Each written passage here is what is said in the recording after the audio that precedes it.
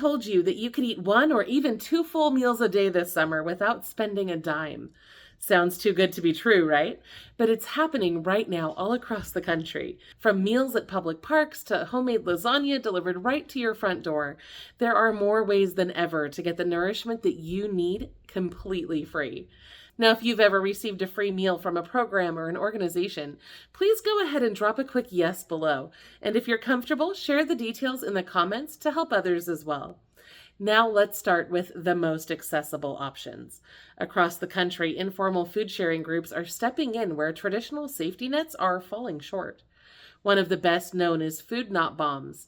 These folks set up tables in public parks and downtown squares and serve hot, home-cooked vegan meals to anyone who needs one. There's no paperwork, no ID checks, just real food and real people who care.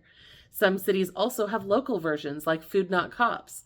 These volunteer-run setups often pop up on weekends or evenings, and the food is often vegetarian or vegan, cooked in large batches and shared picnic style. Then there's the incredibly unique model popping up at community restaurants across the country. This is called the Pay It Forward model, and we've seen it happening in towns and cities across the United States. Here's how it works. Instead of tipping, customers have the option to pay for an extra meal, one they're not going to eat themselves. That money gets turned into what's essentially a meal voucher or a ticket. Those tickets are then posted somewhere visible, usually on a bulletin board or a wall or a window near the front of the restaurant. And anyone who's hungry, anyone at all, can walk in, grab one of those tickets, and get a hot, fresh meal. No need to prove your income, no paperwork, no judgment, just food. One beautiful example of this in action is the Acorn Community Cafe in Eugene, Oregon. They serve about 75 free meals a month, entirely funded by the kindness of strangers. And this isn't the only one. We've found Pay It Forward restaurants all over the U.S., including Every Table in the L.A. area, A Place at the Table in Raleigh, North Carolina, and Pay It Forward Philly out in Pennsylvania. I think this idea is awesome, and I'm looking forward to seeing it expand. Honestly, I'd love to open something like this in my own community someday. I think what makes it so powerful is that it treats people with dignity. If you're going through a rough patch, you don't have to stand in line at a shelter or fill out forms explaining why you're hungry. You just walk in like everyone else and order your meal with your ticket. It feels like belonging instead of begging, and that difference can mean everything when you're struggling. That's a big reason why I love these grassroots efforts. You may have heard me talk about community fridges before.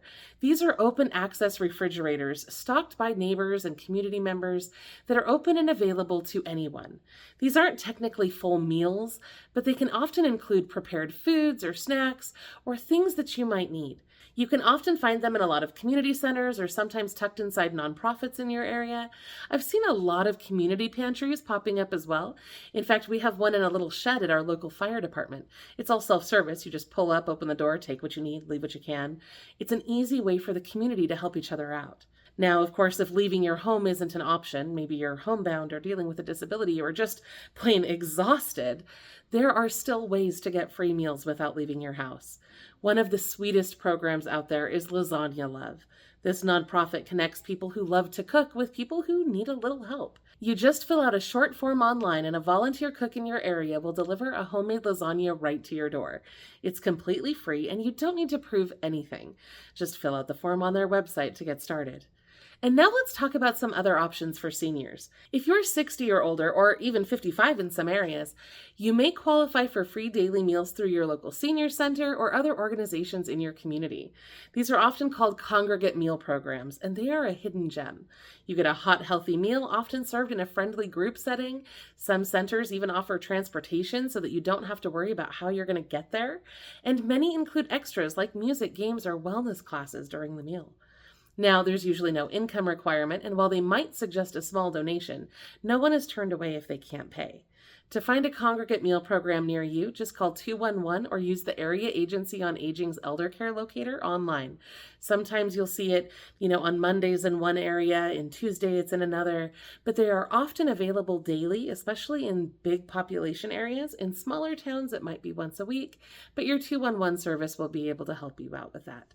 Now, I know a lot of seniors in our comment section have been talking about trying to survive on one meal a day lately, and you deserve better than that, so please check this out. It's quick, it's easy, and it could really help you. And finally, if you're raising kids or you're helping to raise grandkids or you're just watching children this summer, there are a bunch of programs designed for kids age 18 and under, and these can really help lighten your grocery bills. Sometimes they'll offer free or discounted meals for adults as well. It really just depends on your local program. Public school districts all over the country offer free summer meals for kids age 18 and under, and your child doesn't need to be enrolled in the district to qualify. Some sites offer both breakfast and lunch, and some operate daily, while others only offer lunch or maybe are only open a few days a week. So it's important that you check with your local schedule. Just keep in mind that most of these programs are closed on holidays like Juneteenth and the 4th of July. Libraries are jumping in too. Many now serve free breakfast and lunch alongside summer reading programs. It's a great way to keep kids fed and learning in a safe, air-conditioned space. Food banks sometimes serve meals on site during the summer as well, especially for kids. Some even offer family-style meal events. It just depends. Check in with your local food bank for details. City parks and rec centers are also in on it, offering free meals alongside summer fun programs, especially in big cities. It's worth checking your local parks department to see what's running near you. And finally, many YMCA locations are also giving out 7-day meal kits, complete with fruits, veggies, grains, milk, and even meat in some cases. Some are even offering free limited-day YMCA passes so that kids can swim or take part in activities. So if you've got little ones at home or even just part-time, don't miss out on these offers. They are a lifesaver. And remember, these summer meal options are in addition to all the year-round food resources that we've already covered in other videos. So if you're looking for more help, like grocery delivery programs, food pantries, or things like that, please go check out our other videos for more free food resources. We have so much information that can help you out. I'll see you there.